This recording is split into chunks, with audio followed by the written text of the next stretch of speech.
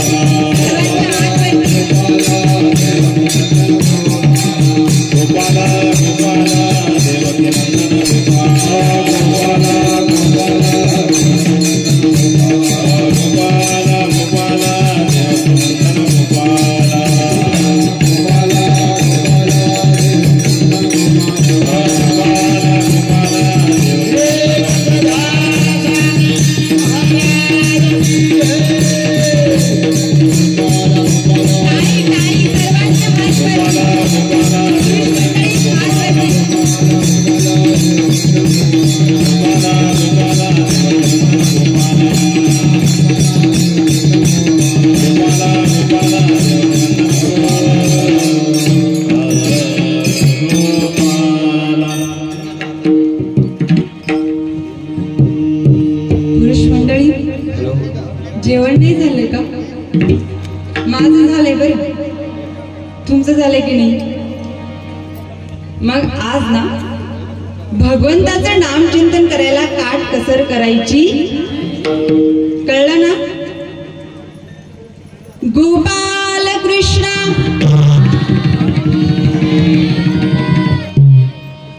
काय नाही आवाज आला?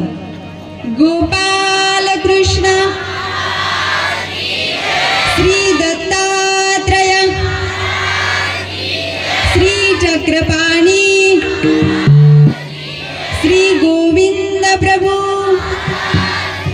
सर्वज्ञ श्री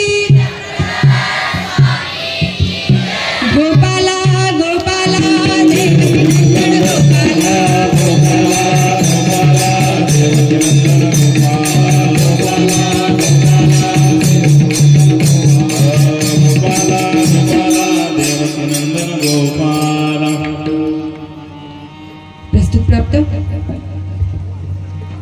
कीर्तनरूपी सेवेकरता निवडलेला अभंग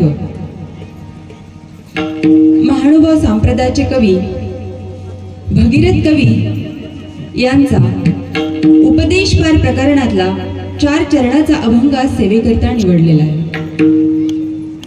या अभंगामध्ये भगीरथ कवी काय म्हणतात? थोडा इको कमी करा।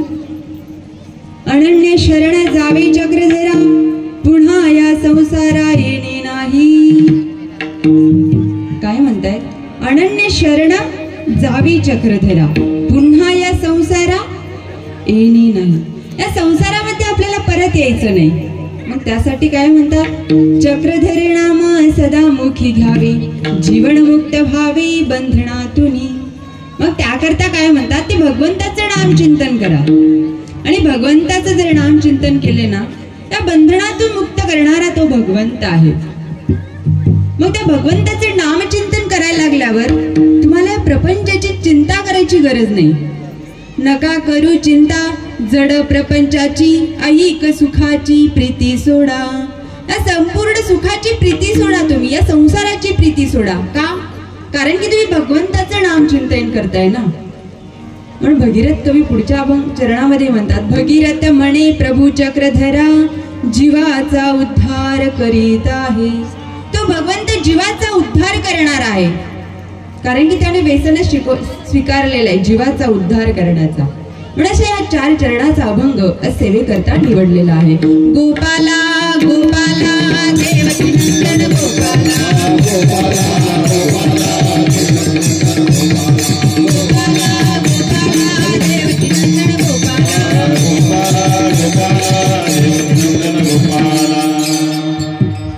सुंदर असा चालत असलेला हा सप्ताह ओळख आहे ना माझी? का विसरलात? नाही ना? पुन्हा येईल, मी पण पुन्हा आले। सुंदर असा चालत असलेला हा सप्ताह, आजचा सप्ताहाचा कितवा दिवस आहे? म्हणजे हप्ता चुकला पण सप्ता लक्षात आहे. हा ना लाडक्या बहिणी, चुकलाय हप्ता नाही ना? मग सप्ता बी लक्षात आहे, हप्ता बी लक्षात आहे. चांगली गोष्ट आहे. आजचा 6वा दिवस आहे आणि 6व्या दिवसाची सेवा माझ्याकडे आलेली आहे. सुंदर अशा ज्यांच्या अमृतमय वाणीतून सुंदर असं प्रवचन तुम्ही श्रवण करत आहात असे भागवताचार्य, कीर्तनाचार्य, परमपूज्य आदरणीय शास्त्री बाबाजी, बाबाजींना माझा दंडवत प्रणाम. बाबाजी म्हणजे जणू काही लहान बोटाला बाळाला हाताला धरून चालवायला जसं शिकवतात ना, तसं बाबांनी मला शिकवलेलं आहे. असे बाबाजी, बाबाजींना माझा दंडवत प्रणाम. तसे तुम्ही सकाळचं ज्यांचं सत्र श्रवण करताय असे आदरणीय श्रद्धेय जामोदेकर बाबाजी, बाबाजींनाही माझा दंडवत प्रणाम. आणि या कार्यक्रमाचं सूत्र त्यांनी आपल्या हातात घेतलेलं आहे असे गोविंद बाबाजी, बाबाजींनाही माझा दंडवत प्रणाम. सुंदर असे मला साथ देत आहेत. जीवन मुक्त व्हावे बंधनातून, तर जीवनाचा मुक्त बंधनातून होईल की नाही माहित नाही, पण परंतु यांच्या वाणीतून मात्र नक्की होणार आहे. काय आवाज आहे, खरंच खूप छान. यांच्या सोबत माझा दुसरा योग आहे. असे महाराजांनाही दंडवत प्रणाम. सर्वे गावातील टाळकरी, वाळकरी, विनेकरी, पेटी मास्तर सर्वांना मी दंडवत प्रणाम करते. ज्यांनी मला घडून मडून योग्य केलेलं आहे असे माझे गुरुवर्य आदरणीय श्रद्धेय प्रातस्मरणीय बरडशेवाळा निवासी बाबाजी, बाबाजींना माझा साष्टांग दंडवत प्रणाम. व तसेच माझ्या सोबत असलेल्या माझ्या गुराई, गुराईंना माझा साष्टांग दंडवत प्रणाम. बाहेर गावून आलेले सर्व भाविक भक्त मंडळी, सर्व ग्रामस्थ मंडळी, सर्व लाडक्या बहिणी सर्वांना दंडवत प्रणाम करते आणि कीर्तन रूपी सेवेला सुरुवात करते. गोपाला गोपाला देवकी नंदन गोपाला, गोपाला गोपाला देवकी नंदन गोपाला.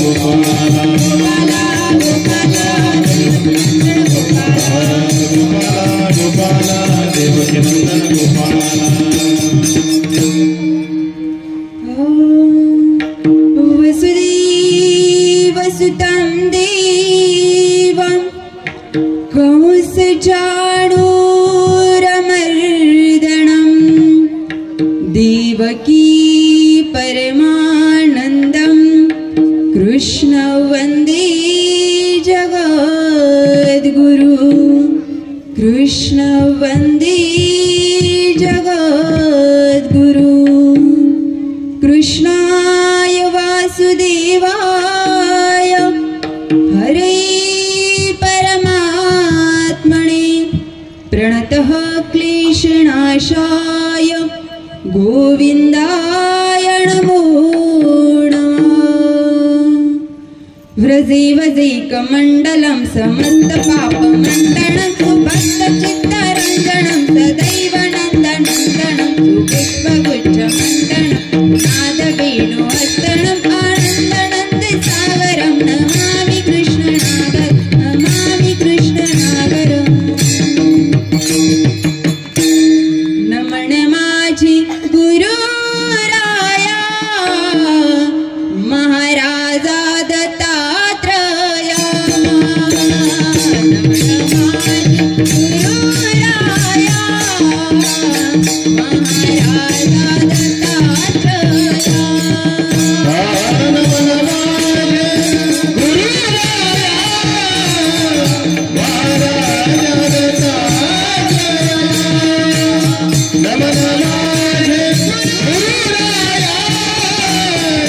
महाराजा दत्तात्रया. नमन माझी गुरुराया महाराजा दत्तात्रय.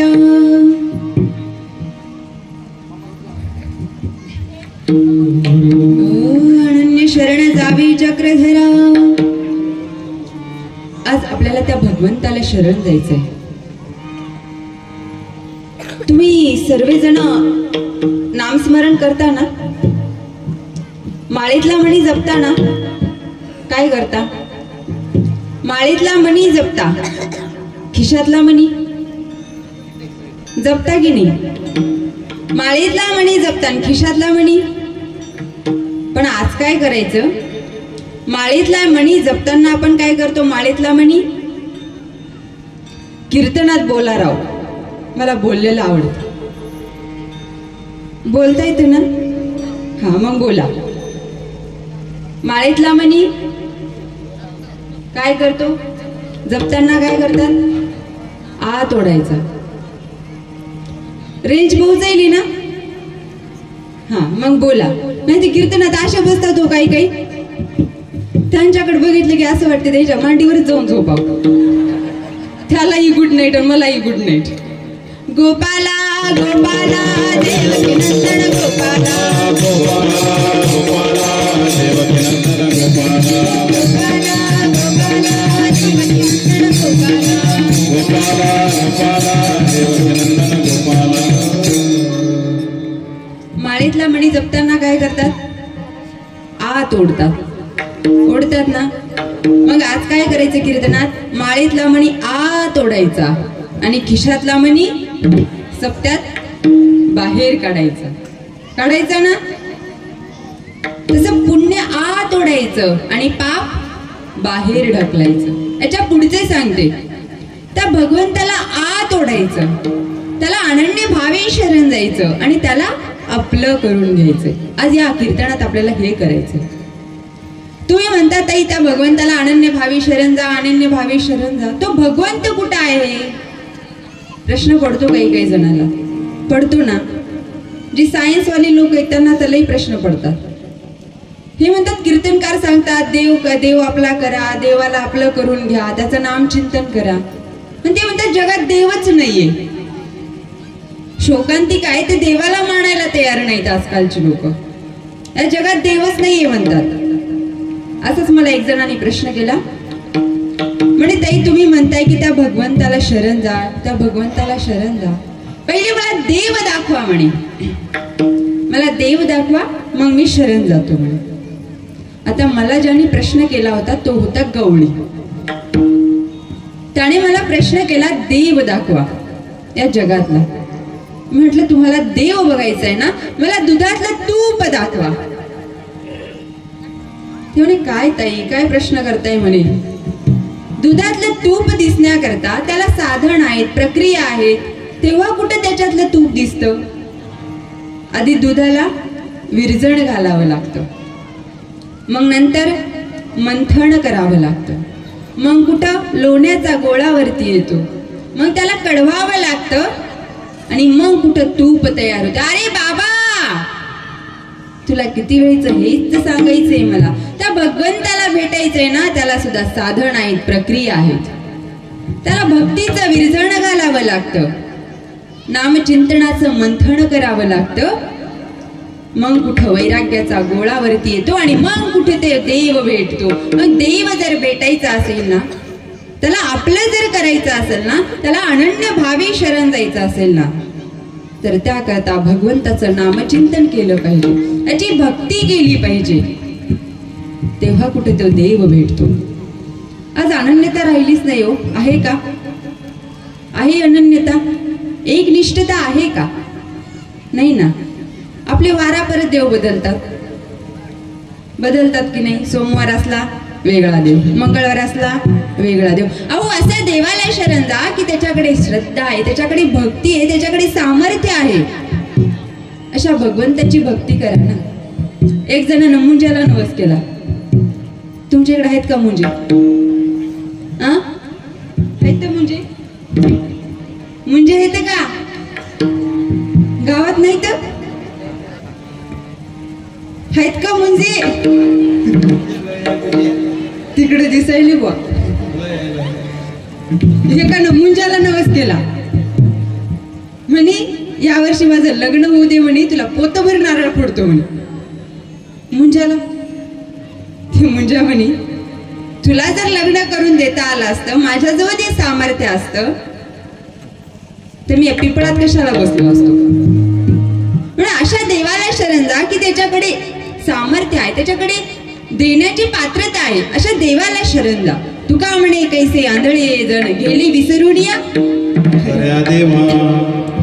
म्हणून अनन्य भावे त्या भगवंताला शरण जायचं. हेच भगीरथ कवी अभंगाच्या प्रथम चरणात सांगतात. अनन्य शरण जावे चक्रधरा,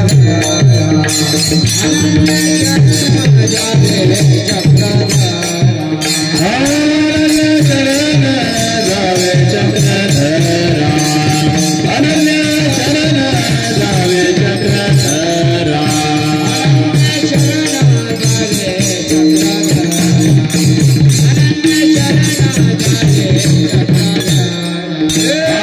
अनन्य शरण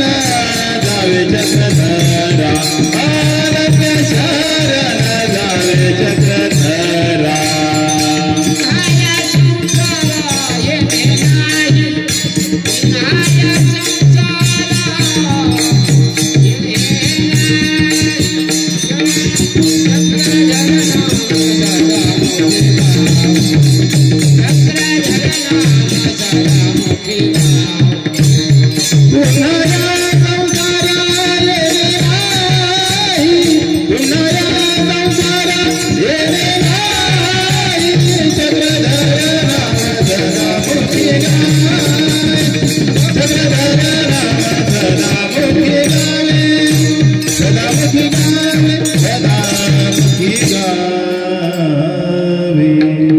अनन्य शरण जावे महानुभाव पंथाचं आद्य चरित्र नव्हे या महानुभाव पंथाचं नव्हे तर या जगाचा मराठीतला आद्य ग्रंथ म्हणजे लीळा चरित्र हा ग्रंथ. मराठीची जाण मराठीचा मान जपणारा महानुभाव पंथ असा वंदनीय असा पूजनीय दिला लीळा चरित्र ग्रंथ. या महानुभाव पंथाने मराठीतला आद्य ग्रंथ म्हणजे लीळा चरित्र हा ग्रंथ आहे.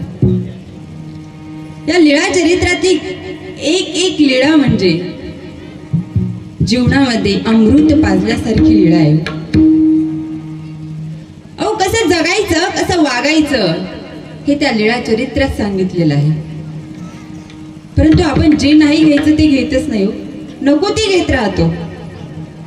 कसं जगायचं हे सुद्धा त्या लीळा चरित्रात सांगितलेलं आहे. संसार कसा करावा हे सुद्धा लीळा चरित्रात सांगितलेलं आहे. आपण फक्त एवढं ठरवलं आपल्या जीवनाचा उद्धार करायचा, बस, याच्या पलीकडे काही नाही. हा ठीक आहे ना, करा ना, जीवनाचा उद्धार करा, जीवाचा उद्धार करून घ्या, त्या भगवंताचं नाम चिंतन करून. पण कुठं संसार करता येतो हो आपल्याला? संसारात असून संसार करता येत नाही. येतो करता? येतो का? नाही ना. बायको सोबत दोन पद्धतीने वागतो आपण. वागतो की नाही? वागता की नाही? एक तर तिला डोक्यावर घेता, नाहीतर खेटराना आणता. दोन पद्धतीने वागतो. कुठे संसार करता येतो? नाही संसार करता येत. दिवसभर काबाड कष्ट करतो, रात्रीला घरी येतो, 2-3 घास खातो, आडवं तिडवं पडतो, दिवसभर बिड्या फुकत फिरत असतो. कुठे संसार करता येतो? नाही ना करता येत. आमच्या स्वामींनी सांगितलं, पेरणी कधी करावी, नांगरणी कधी करावी, झाडाला पाणी कधी द्यावं, हे स्वामींनी लीळा चरित्रात सांगितलेलं आहे. महिला म्हणतात भाजी कशी निसावी हे सुद्धा स्वामींनी लीळा चरित्रात सांगितलेलं आहे.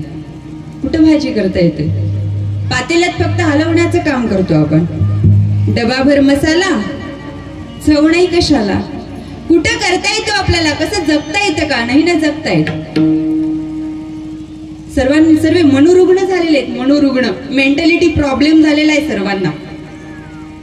झालाय की नाही? सर्वांना मेंटॅलिटी प्रॉब्लेम झालेला आहे.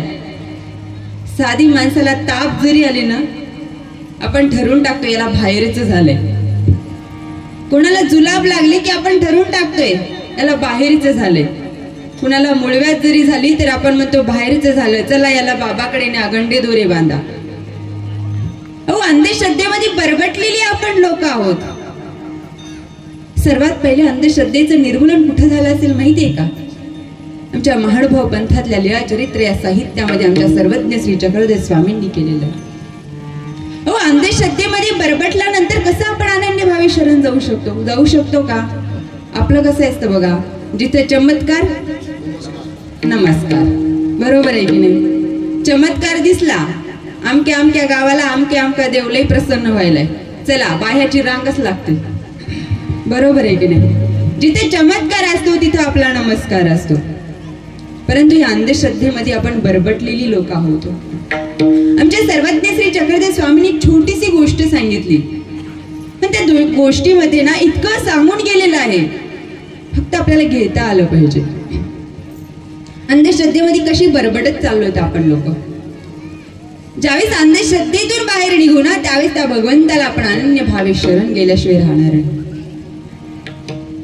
एक वेळेस नांदेड या गावामध्ये गोविंद स्वामी नावाचे एक संत होते, महापुरुष होते. त्यांना घुटिका नावाची एक घुटिका प्राप्त झाली. घुटिका म्हणजे काय? एक वनस्पती. एक वनस्पती प्राप्त झाली आणि ती वनस्पती ते काय करायची? आपल्या तोंडात ठेवायची. आपल्या तोंडात ठेवली की त्याच्यामध्ये सामर्थ्य होतं, की तोंडात ठेवली की ते आकाशमार्गी उडायची. आता त्यांनी एके दिवशी काय केलं, ती घुटिका आपल्या तोंडात ठेवली आणि गावभर फेऱ्या मारायली. संध्याकाळी प्रत्येकाच्या घरावरती जायचं, पत्र्यावर बसायचं, घरात काय काय चाललं ते सर्व बघायचं. कोणाच्या घरी वांग्याची भाजी केली, कोणाच्या घरी भांडणं चालू आहे, ते सगळं बघायचं आणि सकाळी आश्रमात यायचं. आता हे गोविंद स्वामींचं चालू झालेलं होतं. सकाळी उठली की सर्व भक्त मंडळी गोविंद स्वामींना दंडवत नमस्कार करण्याकरता आश्रमात यायची आणि आल्यानंतर गोविंद स्वामीला नमस्कार करायचे, दंडवत करायचे. गोविंद स्वामी त्यांना म्हणायचे, का रे, तुझ्या घरी काल वांग्याची भाजी केली होती पण त्याला मीठच नव्हतं. ते आश्चर्यचकित व्हायचा. बाबा तर घरी जेवायला आले नाही, बाबाला कळलं कसं? ते खाली मान घालून निघून जायचा. दुसरा यायचा, दुसऱ्याला विचारायचे, का रे, काल तुझ्या बायकोसोबत लई भांडण झालं तुझं, तुझ्या नावानं बोट मोडत होती, बाबा तर घरी आले नाही, कळलं कसं? तोही आश्चर्यचकित व्हायचा, निघून जायचा. तिसरा आला की त्याला म्हणायचा, अरे जरा बायकोपासून जपून राहत जा, काल मार खाल्ला. त्याने बाबाला कळलं कसं? घरी आईला माहित नाही अजून. अशा त्यांच्या गोष्टी वाढत चाललेल्या होत्या. एक दिवस गोविंद स्वामींनी गावात दौंडी पेटवली. दौंडी अशी दिली की मी आता देवाला भेटायला चाललोय, देवाला काही निरोप द्यायचा असेल तर माझ्याकडे या. आता गोविंद स्वामीचा जय जयकार अख्ख्या गावात चालू होता, कारण की चमत्कार होता तिथे. गोविंद स्वामीला न बघता कळत होतं. गोविंद स्वामी नावांचा जय जयकार अख्ख्या गावात चालू होता. गोविंद स्वामींनी दौंडी दिली, मी आता स्वर्गामध्ये देवाला भेटायला चाललोय, निरोप द्यायचा आहे का? आता देवाला निरोप म्हटल्यावर आपण काय शांत बसणार आहे का? होय, आपले निरोप लय भारी. देवा, यावर्षी सोयाबीनला जरा भाव येऊ दे, तुमच्याकडे काय पिकतं? कोणी म्हणते बोरला पाणी कमी झालंय, तेवढं पाणी येऊ दे. आपले निरोप देवाला. तरुण मंडळी म्हणतात, देवा यावेळेस काही येऊ दे पण उन्हाळ्यापर्यंत एक तरी भेटू दे. देवापर्यंत निरोप चालले. आता सगळ्यांनी गोविंद स्वामीला सांगितलं. त्या नदीच्या किनाऱ्यावरती आसन रचण्यात आलं. गोविंद स्वामी आसनावरती उभे राहिले. गोविंद स्वामी नावांचा जय जयकार चालू होता. गोविंद स्वामींनी ती घुटिका आपल्या तोंडात ठेवली आणि आता आकाश मार्गी उडायला लागली. 500 फुटावरती गेले, 1000 फुटावरती गेले. लोकांचा जय जयकार मात्र खाली चालूच होता. तेवढ्यामध्ये एक वाहुटूळ आली आणि वाहुटूळ आल्यानंतर वाहुटुळीचा एक कण त्या गोविंद स्वामीच्या नाकात गेला आणि त्याला शिंक आली. जशी शिंक आली तशी ती घुटिका तोंडातली खाली पडली. खाली पडली की गोविंद स्वामीला वरी थांबायला कोणी भक्त येणार होते काय? तसेच गोविंद स्वामी सरसर खाली आले आणि पाण्यात पडले. आमचे सर्वज्ञ श्री चक्रधर स्वामी म्हणतात, बाई बरं झाला पाण्यात पडला, खडकावर जर पडला असता ना त्याची हाडं सुद्धा सापडली नसती. गोपाला गोपाला देवकी नंदन गोपाला, गोपाला गोपाला देवकी नंदन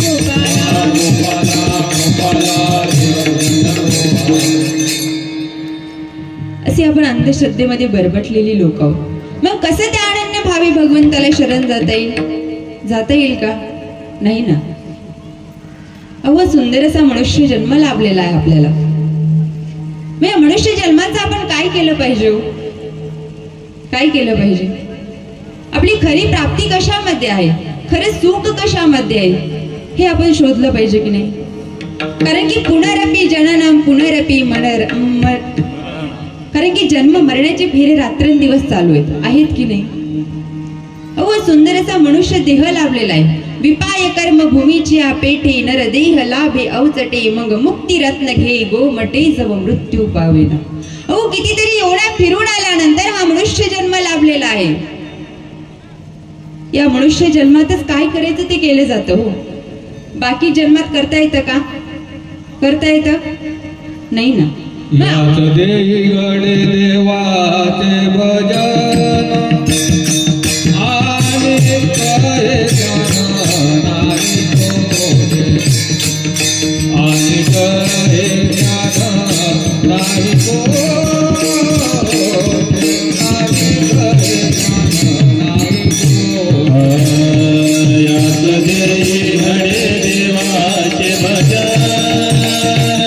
आणि करे ज्ञान नाही कोठे आणि करे ज्ञान नाही कोठे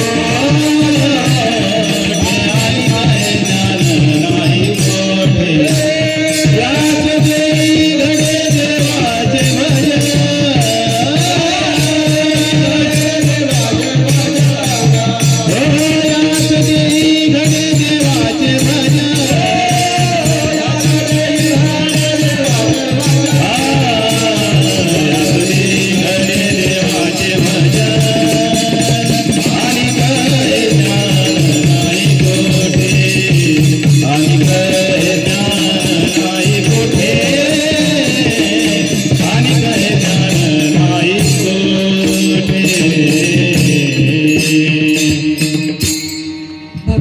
भजन कोणा देहात घडतं? याच देहात घडतं. आणि ज्ञान आहे का कुठे? नाही आहे का? कुत्र्याला म्हटलं मंदिरात येतं येईल का? येईल. मग सुंदर असा मनुष्य जन्म लाभलेला आहे ना, याचं सार्थक करून घ्या ना. फुकट कशाला वाया घालताय? असाच आला ना असाच कशाला घालवताय? काहीतरी सोबत घेऊन जा ना याच्या. एक जणानं काय केलं, बुलेट चोरली. एक जणानं बुलेट चोरून आणली आणि बाजारात विकायला नेली. आता बाजारात विकायला नेल्यानंतर आता त्याला भाव लावला, गिराईक आलं. कोणी 20 लाखाला मागते, कोणी 30 लाखाला मागते, परंतु ते द्यायला तयार नव्हतं. तेवढं तिसरे गिराईक आलं, ते म्हणे मी 50 लाखाला घेईल म्हणे. तो म्हणे ठीक आहे चालते, घे म्हणे 50 लाखाला. ते म्हणे एकच काम करू दे, मला ना फक्त एकदा फेरफटका मारून येऊ दे, इथे इंजन चांगलं आहे की नाही. ते म्हणे ठीक आहे चालते. आता बुलेटवर बसला, किक मारली आणि तसाच गेला, परत वापस आलाच नाही. दुसऱ्याने येऊन विचारलं, का हो म्हणे कशी गेली बुलेट, कितीला गेली? ते म्हणे जशी आणली ना तशीच गेली म्हणे. हा जन्म जसा आला ना तसाच घालू नका ना, काहीतरी याच्या सोबत घेऊन जा. भगवंताचं नामचिंतन सोबत घेऊन जा. कारण की हा देह कधी संपेल सांगता येतो का? स्वर्गीचे इच्छिता ती देवा, स्वर्गीचे इच्छिता ती देवा,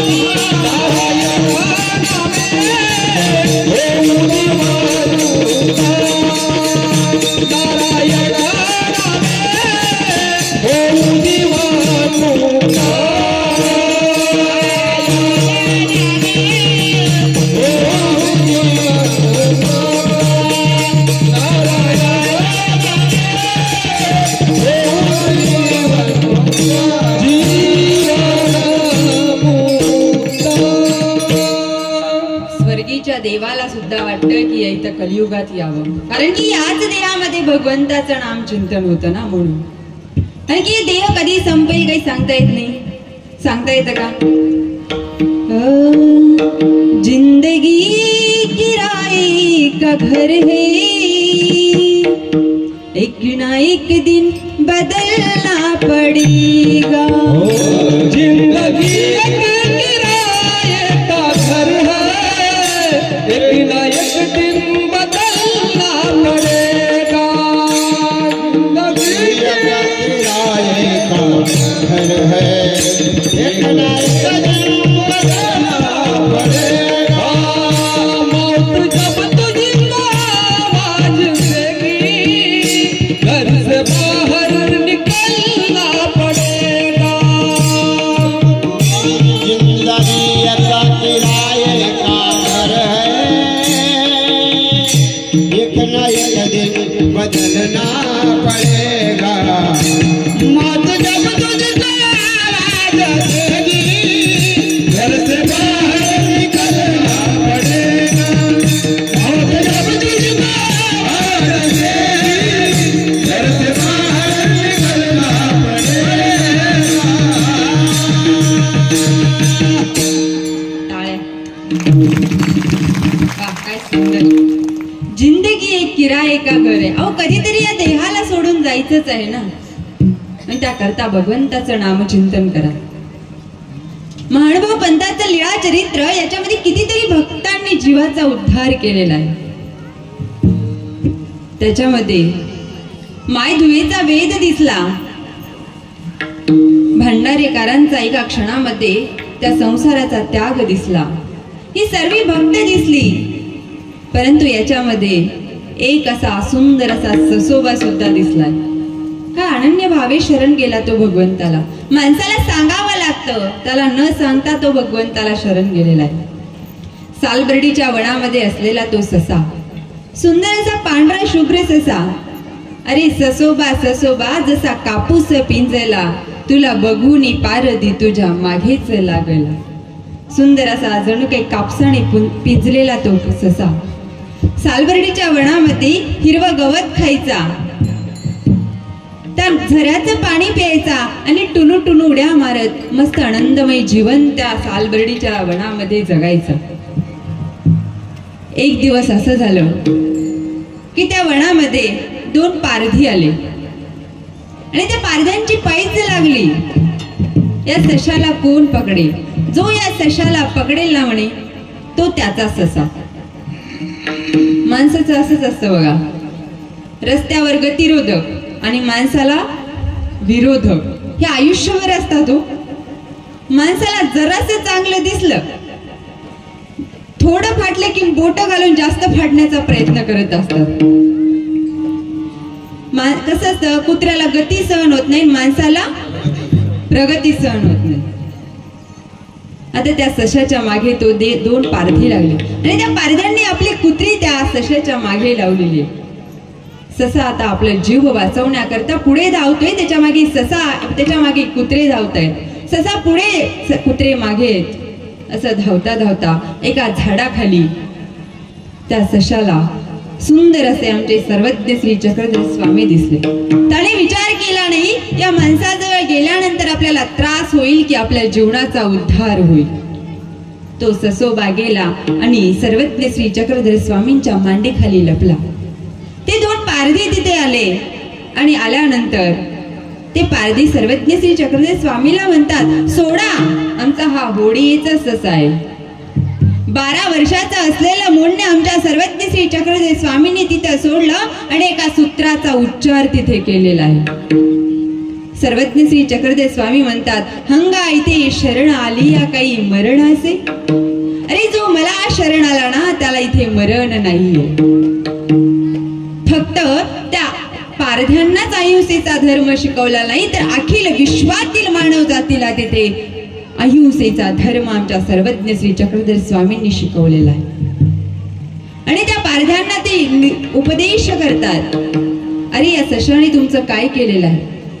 वनातला गवत खातात, झऱ्याचं पाणी पितात आणि उड्या मारत आपलं जीवन जगत असतात. काय केलं तुमचं, यांनी काय वाईट केलं, असा उपदेश करतात आणि ते पारधी तिथून निघून जातात आणि त्या सशाच्या अंगावरतून हळूच हात फिरवतात आणि तो ससा या जन्मात मुक्त झालाच झाला, इहलोकात सुद्धा परलोकात सुद्धा तो तिथे भगवंताच्या प्राप्तीला गेलेला आहे. आणि आज सुद्धा तो ससा त्या सालबर्डीच्या वनामध्ये सुवर्ण काया घेऊन फिरतोय. काय सशाचं भाग्य आहे त्या, असं अनन्य भावे त्या भगवंताला शरण केलं पाहिजे. एक कवी सुंदर म्हणतात, 12 वर्ष मुन्ने राहून देव भक्तांना उद्धारी, 12 वर्ष मुन्ने राहून देव भक्तांना उद्धारी, गुरुमलाई दाखवाना चक्रधराची ती नगरी, गुरुमलाई दाखवाना चक्रधराची ती नगरी.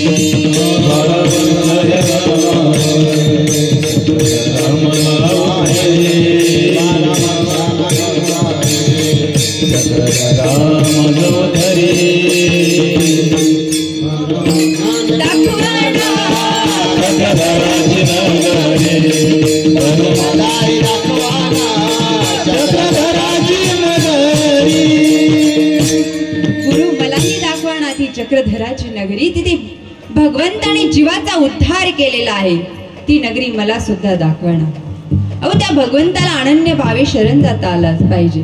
अहो त्या भगवंताने काय मागितलं, काय मागितलं, महिला मंडळ तुमचा हप्ता मागितला, म्हटला का या महिन्याचे 1,500 याच्यावर टाक म्हणून, म्हणला का गोंदापूरकर, म्हणला का काय मागितलं त्याने, म्हटला तुमची 100 एकर जमीन माझ्या नावची करून द्या, म्हटला का पुरुष मंडळी, आला होता का स्वप्नात, म्हटला 100 एकर जमीन नावची करून द्या. अहो काय मागितलं भगवंतानी, थोर प्रेमाचा भुकेला ह्याची दुष्काळ तया, थोर प्रेमाचा भुकेला, थोर प्रेमाचा भुकेला, थोर प्रेमाचा भुकेला, थोर प्रेमाचा भुकेला, थोर प्रेमाचा भुकेला, थोर प्रेमाचा भुकेला. हाजी दुष्काळ तयाला, हाजी दुष्काळ तयाला, हाजी दुष्काळ तयाला, हाजी दुष्काळ तयाला, थोर प्रेमाचा भुकेला, थोर प्रेमाचा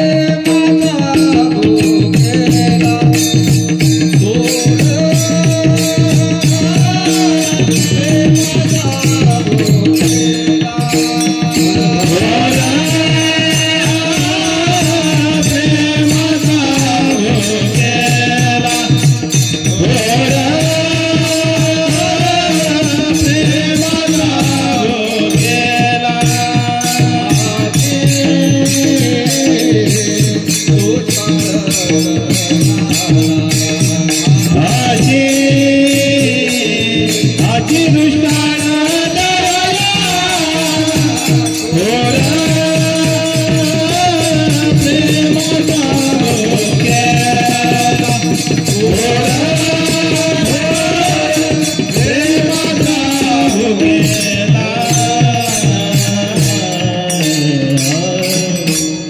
थोर प्रेमाचा भुकेला, हाची दुष्काळ दयाला.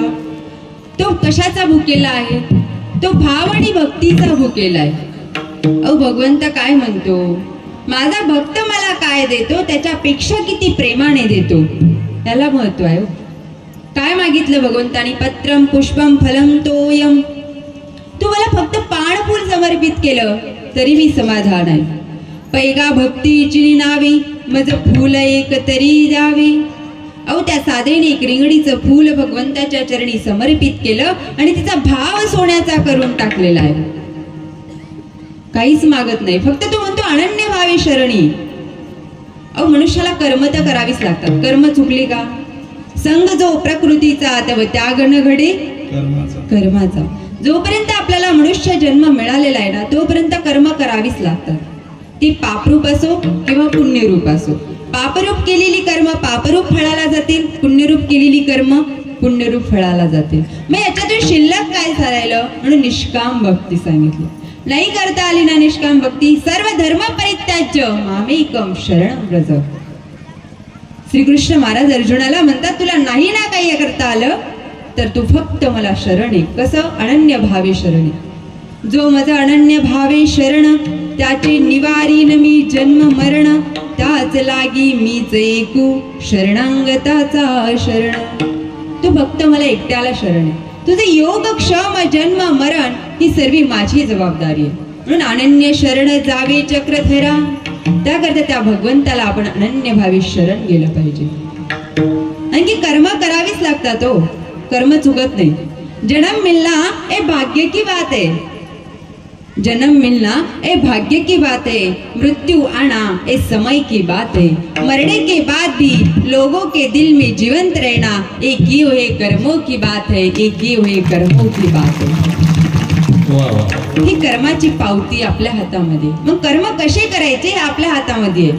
ए जरूरी नहीं कि हर रोज इंसान मंदिर में जाए. ए जरूरी नहीं कि हर रोज इंसान मंदिर में जाए. कर्म ऐसे होने चाहिए जहां भी जाए वहां मंदिर बन जाए, जहां भी जाए वहां मंदिर बन जाए.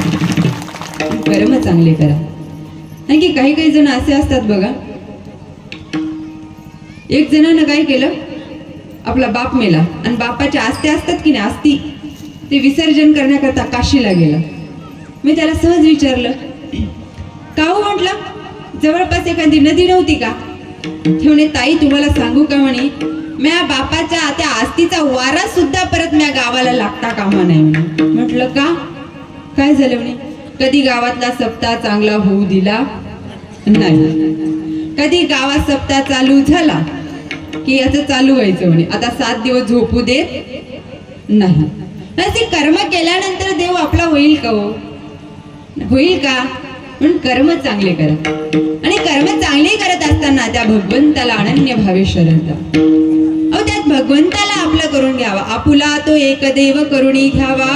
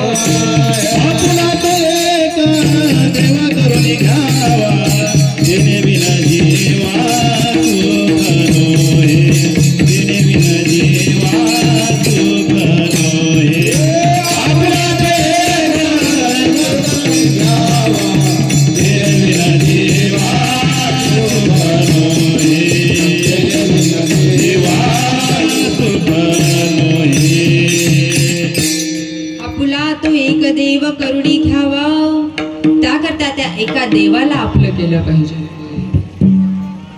कारण की हा धर्म कसा आहे, पतिव्रता धर्म आहे. त्या देवाला आपलं केलं पाहिजे, त्या देवाला अनन्य भावे शरण गेलं पाहिजे. मग तुम्ही म्हणाल त्या भगवंताला कोण अनन्य भावे शरण गेलं, त्याला कोण आपलं करून घेतलं? तुम्हाला दुर्योधन आणि अर्जुन माहिती आहे का? दुर्योधन आणि अर्जुन माहिती आहेत का? गावातले नाही, महाभारतातले. गावातले दुर्योधन वेगळे आहेत का? नाहीत गावात? दुर्योधन आहेत की नाही गावात? पुरुष मंडळी लईच लांब बसली बघ. दुर्योधन आहेत का? वादळे भरपूर आहेत, सांगायलाच नका. दुर्योधन कोणाला म्हणतात माहितीये का? ज्याला दुसऱ्याचं भलं झालेलं दिसत नाही त्याचं नाव, आता आहेत की ज्याला दुसऱ्याचं चांगलं झालेलं दिसत नाही त्याचं नाव दुर्योधन. असे भरपूर दुर्योधन असतात. दोघं मित्र होते बघा. एकाला लईच खोकला येत होता आणि एक होता दारू पिदाडा. ते इतका खोकला यायचा त्याने पार खामगावच्या पुढे दवाखाने केले, शेगावला जाऊन आला, त्याचा खोकलाच राहील. त्याच्या मित्राकडे आला आणि त्याच्या मित्राला म्हणते काय करू रे, माझा खोकलाच राहीन झाला. ते म्हणे तू काहीच करू नको म्हणे, फक्त एक ढक्कन दारू पी म्हणे. काय चक्क दारू प्यायला सांगतो म्हणे मला. अरे घेतो म्हणे, त्या दारू पायी माझं घर गेलं, माझं दार गेलं, माझी बायको गेली, तेव्हा खोकला काय किरकोळ येऊ जाईल म्हणे. गोपाला गोपाला देवकी नंदन गोपाला, गोपाला गोपाला देवकी नंदन गोपाला, गोपाला देवकी नंदन गोपाला, गोपाला गोपाला देवकी नंदन गोपाला. सगळ्याच्या नादी लागा पण दारू पिदळ्याच्या चुकून लागू नये. आहेत की गावात निर्व्यसनी आहे? अरे बापरे, सत्कार केला पाहिजे तुमचा, अभिनंदन. सगळ्याच्या नादी लागावं पण दारू पिदळ्याच्या नादी लागू नये, कधीच लागू नये. ही एक जर लई पिऊन आलं आणि बायकोला म्हणते मी जर पंतप्रधान झालो असतो ना म्हणे, देशाचा काया पालट केला असता म्हणे. ती म्हणे अहो देशाचा मग करा म्हणे, आधी पायातली चप्पल बदला म्हणे, एक सकाळपासून तुमची एक मै घालून फिरताय म्हणे. गोपाला गोपाला देवकी नंदन गोपाला,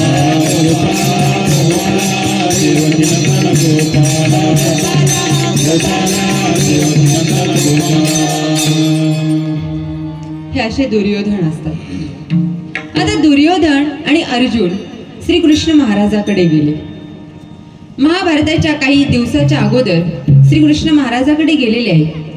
श्रीकृष्ण महाराज आपल्या शयनासनावर झोपलेले होते आणि राजवाड्यात गेल्यानंतर अर्जुन पायाजवळ बसला आणि दुर्योधन डोक्याजवळ बसला. डोक्यावर कोण बसतात? कोण बसतात? डोक्यावर कोण बसतात? नम्रता नेहमी पायाजवळ असते आणि अहंकार नेहमी डोक्यावर असतो की नाही? संसारात अहंकाराचा सिडका होतो की नाही? बायको म्हणते मी होते म्हणून टिकले, झाला ना अहंकाराचा सिडका. हा अहंकार इथपर्यंत जातो की कोर्टाची पायरी चढावी लागते, इथपर्यंत अहंकार जातो. हा दुर्योधन मात्र डोक्याजवळ बसलेला आहे, अर्जुन मात्र पायाजवळ बसलेला आहे. जो नम्र असतो ना त्याला देव भेटतो. तुम्हाला कळशी माहितीये का? कळशी माहितीये? कळशीमध्ये पाणी भरलं आणि त्याच्यावरती कचरा जाऊन नाही म्हणून त्याच्यावर काय ठेवतात? काय ठेवतात? वाटी ठेवतात की नाही? वाटी ठेवतात. मग आता कळशीचं काय काम असतं? थोडंसं झुकायचं, वाटीत पाणी घ्यायचं, दुसऱ्याला द्यायचं. हे काम कोणाचं आहे? कळशीचं. मग आता एक दिवस काय झालं, कळशीचं आणि वाटीचं कडाक्याचं भांडण झालं. कोणाचं? हा, कळशीचं आणि वाटीचं कडाक्याचं भांडण झालं. आता कळशी म्हणते वाटीला, कोणाला म्हणते? बोला ना वाट्यांनो, सॉरी महिलांनो, कोणाला? वाटीला. मग कळशी म्हणते वाटीला, का ग म्हणे, का अशी रुसलीस? गावात सप्ताह आहे, घरी साधू संत येतात, असं रुसू नाही. तेव्हाच वाटी बोलते कळशीला.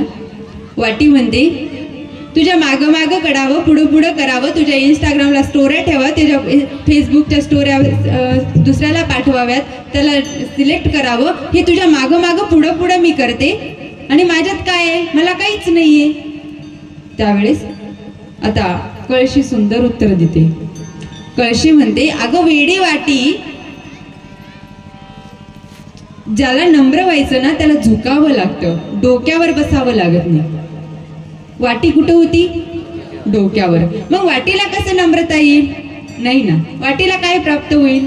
काहीच होणार नाही. म्हणून नम्रता प्राप्त करायची असेल, भगवंत आपला करायचा असेल तर त्याकरता नम्र होता आलं. नम्र झाला भूता तेने कोटिले भगवंता, तेने कोटिले भगवंता, तेने कोटिले भगवंता.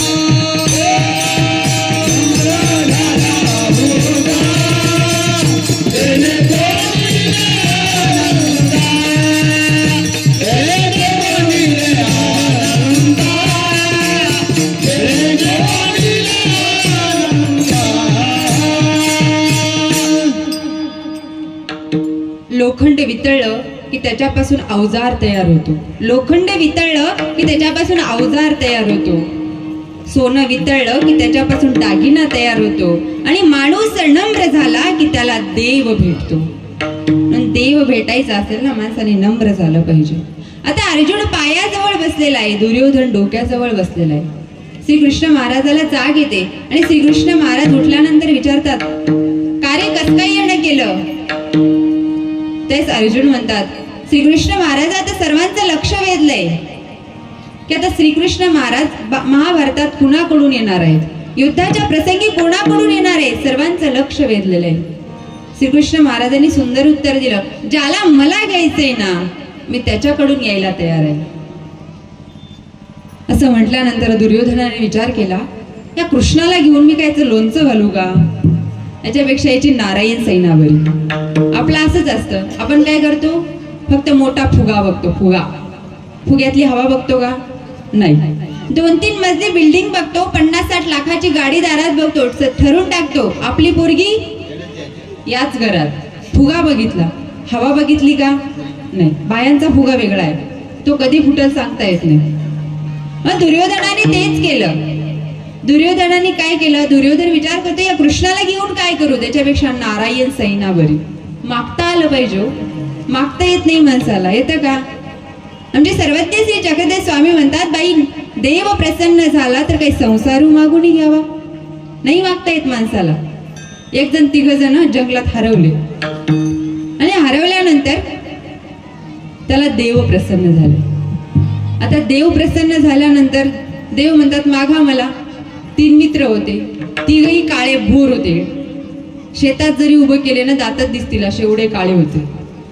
आता देव प्रसन्न झाला आणि प्रसन्न झाल्यानंतर म्हणतात, मागा. त्यावेळेस पहिला म्हणतो, देवा मला गोर कर. देव म्हणतो, तथास्तु. झाला गोरा. आता दुसरा म्हणतो, देवा मला त्याच्यापेक्षा गोर कर. देव म्हणतात, तथास्तु. तो त्याच्यापेक्षा गोरा होतो. आता तिसरा उरला. तिसऱ्यानं काय मागाव?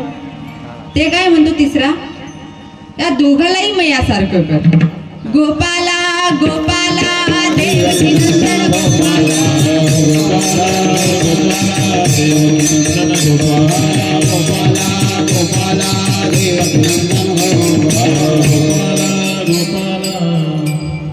काही जणाला विनोदच कळत नाही, तो झाल्यावर कळतात. मी एकदा असंच म्हटलं तात्याची बायको कोमात गेली, मोठ्या लोकांचं काय कोटं बी जातात म्हणे. गोपाला गोपाला देवकी नंदन गोपाला,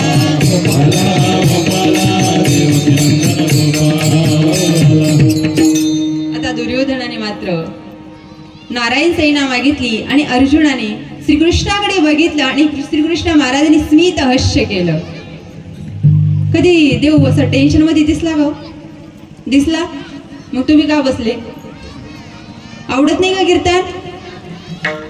दिसला कधी टेन्शन मध्ये?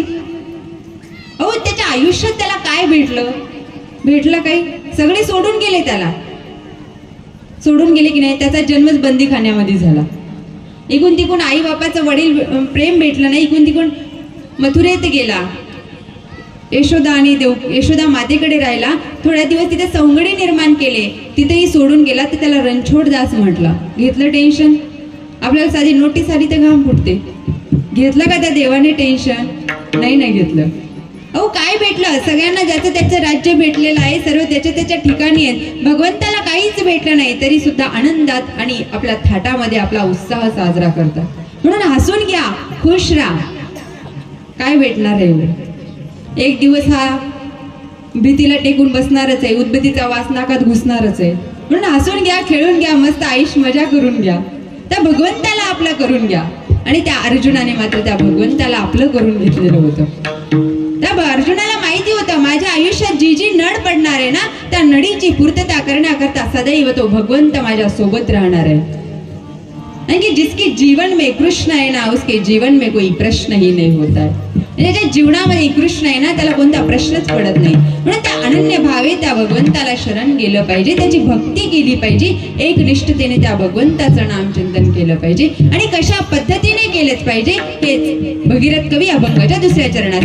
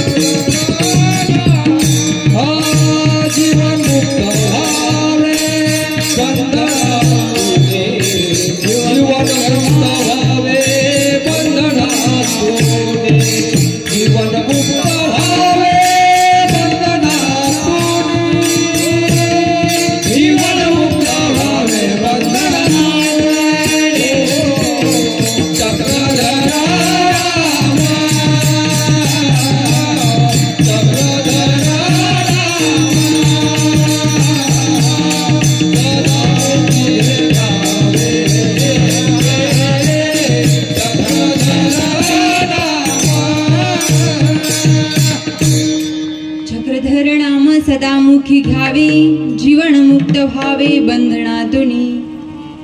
काय म्हणतात, त्याकरता तू माझं नामचिंतन कर. परंतु भगवंताची आठवण कधी येते हो?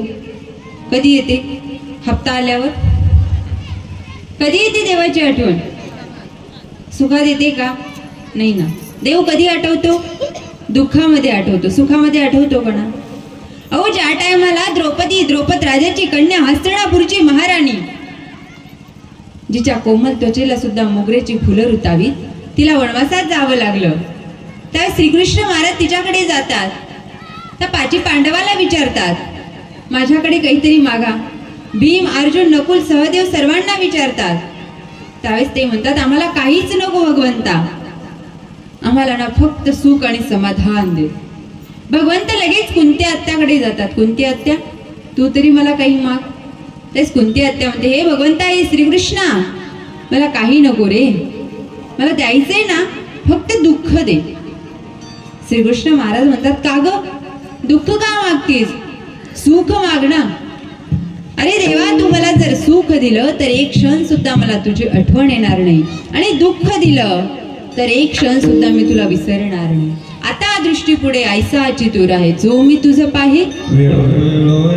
रात्रंदिवस मला तुझी आठवण झाली पाहिजे. म्हणजे संत महात्म्याने दुःख मागितलं, परंतु दुःखरूपी सुख मागितलेलं आहे. आपल्या सुखात देव आठवतो का? नाही ना. घरी लग्न असू द्या, आपण काय म्हणतो, आधी पाहुण्याच्या पंक्ती बसवा, साधूला मग बसवता. ते कुठे चालले? असं आहे आपलं. आपल्या घरी गाडी आहे, बंगला आहे, आयुष आराम आहे, तेव्हा ते कोणता देव, कुठला देव, कोण्या मंदिरातला देव, देव आठवत नाही. आणि दुःख आले की पार 100 रुपयाची नोट ठेवतो, एवढं मोठं नारळ ठेवतो, देवाला विडा करतो आणि म्हणतो, काय रे देवा, सगळं दुःख मयाच नशिबी. असं बी म्हणतो वरून त्याला, म्हणतो की नाही? अहो सायन्सवाले लोक देवाला मानायला तयार नाही. मानतात का? नाही मानत नाही. आणि अचानक त्या डॉक्टरच्या दवाखान्यामध्ये आपला पेशंट आहे, सिरियस आहे, शेवटचे क्षण मोजतोय. त्यावेळेस त्या डॉक्टरला म्हणायचं, डॉक्टर आता काय? डॉक्टर काय म्हणतो, आता माझ्या काय हातात? आता त्याच्या हातात. म्हणजे त्यावेळेस म्हणतो की आम्ही देवाला मानत नाही आणि संकट आलं की भगवंताची आठवण झाल्याशिवाय राहत नाही. म्हणून भगवंत कधी आठवतो? दुःखामध्ये आठवतो. परंतु आमच्या साधेला देव आठवला. भगवंताच्या नामचिंतनावरती तिचा विश्वास होता. साधा नावाची भक्त, काऊलगावला तिचा मुक्काम होता. सोबत आई आणि मैत्रीण होती. भगवंताला भेटीची ओढ लागलेली होती. तिला असं वाटत होतं कधी मी जाईल, कधी देवाला भेटेल, असं तिला वाटत होतं. काऊलगावला मुक्काम पडला. रात्रीचे 9 वाजलेले. आईला म्हणते, अगं आई चल ना आपण देवाला भेटायला जाऊ. अगं वेडी झालीस का? रात्रीचे 9 वाजले. रात्री भरपूर पाऊस झालेला होता. रात्रीचे 12 वाजले. साधेला मात्र झोप येत नव्हती. साधेला वाटत होतं मी कधी जाईल आणि कधी देवाचं दर्शन घेईल. ओढ लागली होती साधेला भगवंताच्या भेटीची. ती आईला परत उठवते, आई उठ ना ग, चल ना आपण देवाला भेटायला जाऊ. अगं झोप, वेडी आहेस का? रात्रीचे 12 वाजले. साधेला मात्र झोप येत नाही. कशी तिने रात्र काढली. सकाळचे 4 वाजले. आता साधा मात्र घराच्या बाहेर पडलेली आहे. आईचा विचार केला नाही, बहिणीचा त्या मैत्रिणीचाही विचार केला नाही. आता साधा मात्र भगवंताच्या भेटीकरता निघालेली आहे. आणि भेटीला जाण्याकरता पलीकडच्या गावामध्ये सर्वज्ञ श्री चक्रधर स्वामी होते आणि तिकडे जाण्याकरता मोठी अशी नदी वाहत होती. गावात भरपूर पाऊसही झालेला होता. तुडुंब अशी नदी वाहत होती. साधेला रस्ताही माहित नव्हता, कोण्या रस्त्याने जायचं. नदीमध्ये गेल्यानंतर त्या पाण्याचा प्रवाह कुणीकडे हे सुद्धा माहित नव्हतं. कुठं बदखल आहे, कुठे उंच आहे, काहीच साधेला माहित नव्हतं. साधा मात्र निघालेली आहे. त्या नदीमध्ये साधेनं पहिलं पाऊल टाकलं आणि देवाला म्हणते, हे देवा बघ मी तुला भेटायला येते, कर काय तुला करायचं ते तू कर. पहिलं पाऊल टाकलं. घोट्याचं पाणी कमरेपर्यंत आलं, कमरेचं पाणी छातीपर्यंत आलं, नाकात पाणी जायला लागलं. परंतु साधेच्या मुखामध्ये मात्र भगवंताचं नाम चिंतन होतं. ती भगवंताला म्हणत होती, हे बघ साधी येते तुझी, काय करायचं ते तू करून बघ. आणि साधीनं मात्र गपकन आपले डोळे झाकले आणि कुणीतरी अलगद हाताला धरावं आणि पलीकडच्या तीरावरती न्यावं, असं आमच्या सर्वज्ञ श्री चक्रधर स्वामींनी त्या साधेला त्या पलीकडच्या तीरावरती नेलेलं आहे. कशाच्या बळावरती? भगवंताच्या नामचिंतनाच्या बळावरती. तिच्या मुखामध्ये भगवंताचं नाम होतं. तुला काय करायचंय ना तू कर. मी बसले ना कीर्तनात गाठी घेऊन, घरी काय करायचं ते तू कर, मी तुझं नाम चिंतन करते ना, तू बघ माझा संसार बघ, तुला काय करायचं ते बघ, असा विश्वास असला पाहिजे. त्या साधेला भगवंतावरती विश्वास होता. साधे सितारिले तुम्ही गंगेत बुडताना. अहो गंगेत बुडताना आमच्या स्वामींनी तारलेलं आहे. मग आपण तर संसार रूपी गंगेत बुडतोय ना.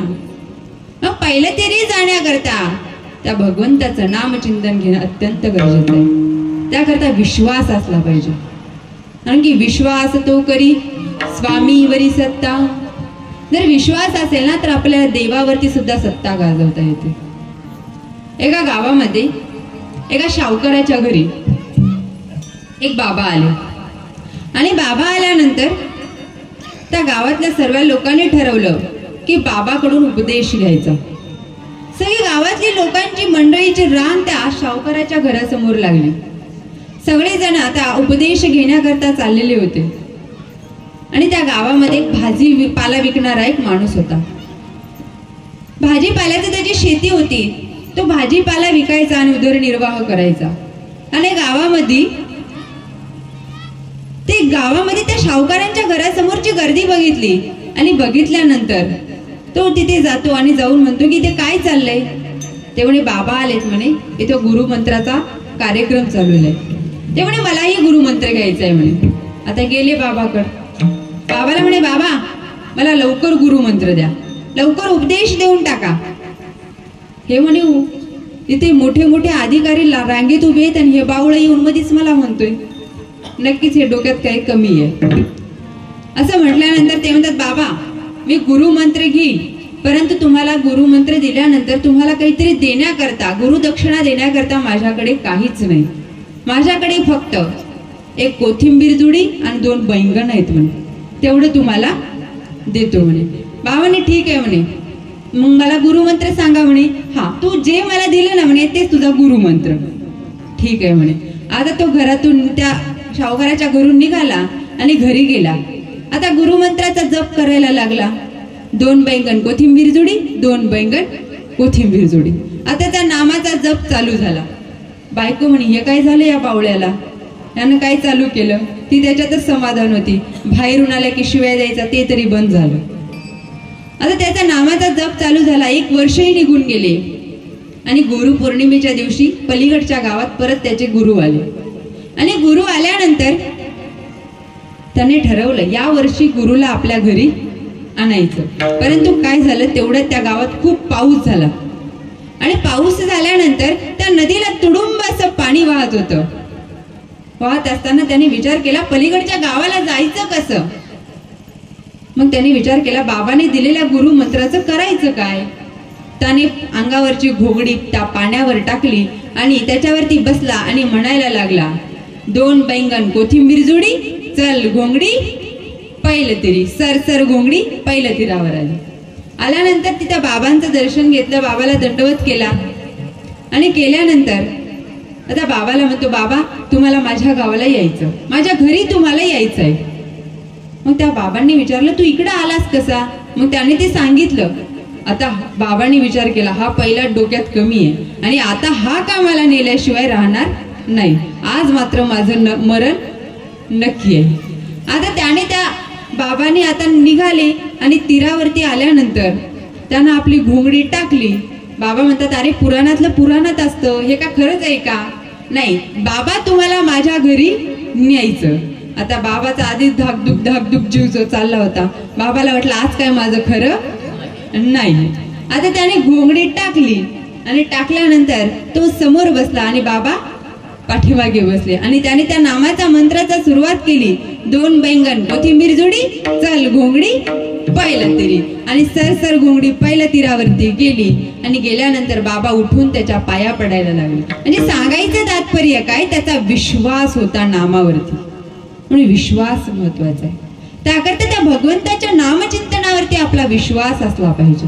संताची पायी हा माझा विश्वास, संताची पायी हा माझा विश्वास, संताची पायी हा माझा विश्वास, संताची पायी हा माझा विश्वास, संताची पायी हा माझा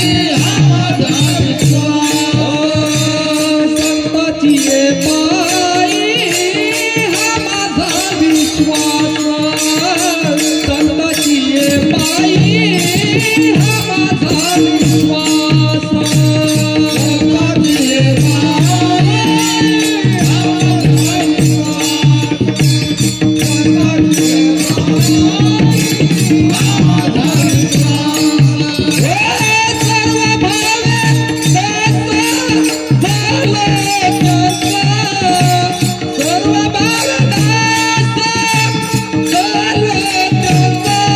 संताची पायी हा माझा विश्वास,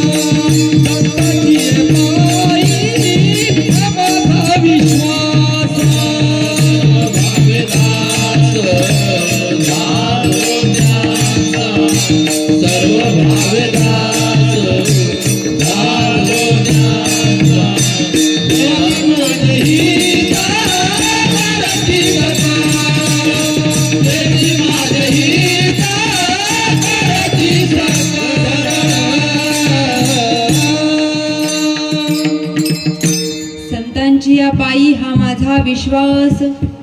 कारण की संत आपल्याला योग्य वाटचाल करणारे, आपल्याला दिशा दाखवणारे संत आहेत. म्हणून संतांनी सांगितलेल्या नामचिंतनावरती आपला विश्वास असला पाहिजे. विश्वास असणं गरजेचं आहे. भगवंतानी असं सांगितलंय का आपल्याला की मंदिरातच येऊन नामचिंतन कर म्हणून. तुम्ही नामाचे 10 ठे ऐकताय ना, सकाळी श्रवण करताय ना नामाचे 10 ठे. अहो त्या भगवंताने काय सांगितलं, उठता बसता तुला भगवंताची आठवण झाली पाहिजे. महिला मंडळ ते तुमच्या हातात आहे. कसं आहे माहितीये का, तुम्ही स्वयंपाक बनवताना काय करताय, काय करता, स्वयंपाक बनवताना काय करता, चपाती भाजी करत असाल ना. मग चपाती भाजी करत असताना काय करता, तुमचं कसं असतं बघा, दिवसभर काम असतं, 3 वाजता कस तरी आवरतं. 3 वाजता आवरलं की शेजारी येऊन बसते, तिच्या चालू होतं का ग माईच्या घरी असं झालं, तिच्या घरी तसं झालं. तुला म्हणून सांगते अख्ख्या गावाला आग लावून येते. हे असं आपलं चालू असतं. आहे का वेळ आपल्याला नामचिंतन करायला? नाही ना. इकून तिकून 4 वाजली की आपल्या मालिकेचा टाइम होते. कशा तरी 4च्या मालिका संपल्या की 5 वाजता पोरं शाळेतून येतात. पोरं शाळेतून आले की त्यांचा डब्बा बिब्बा आवरला की संध्याकाळी स्वयंपाकाची वेळ होते. आणि स्वयंपाकाची वेळ झाली नेमकं सासू सोबत तरी भांडण होतं, नाहीतर नवऱ्यासोबत तरी होतं. आता स्वयंपाक करताना कसं होतं, सगळा राग कशावर काढता, भांड्यावर. पार चपटून गेलेच भांडे, सगळा राग स्वयंपाकात काढतो. मग जसं आपण अन्न बनवतो तसं आपल्या घरचे बनतात. मग आहार हा सात्विक असला पाहिजे. कारण की आपण जर भगवंताचं नामचिंतन करत जर ते स्वयंपाक बनवला तर खाणाऱ्याला सुद्धा वाटलं पाहिजे मी सुद्धा उद्या भगवंताचं नामचिंतन केलं पाहिजे, मी सुद्धा उद्या कीर्तनात आलो पाहिजे. वाटलं की नाही? मग स्वयंपाक बनवताना भगवंताचं नामचिंतन करा. नाहीतर आपलं असतं स्वयंपाक बनवताना तुझ्यात जीव रंगला, माझ्या नवऱ्याची बायको, स्वयंपाक चालू असताना. अहो तेच जर तुम्ही भगवंताचं नामचिंतन करून स्वयंपाक करा ना.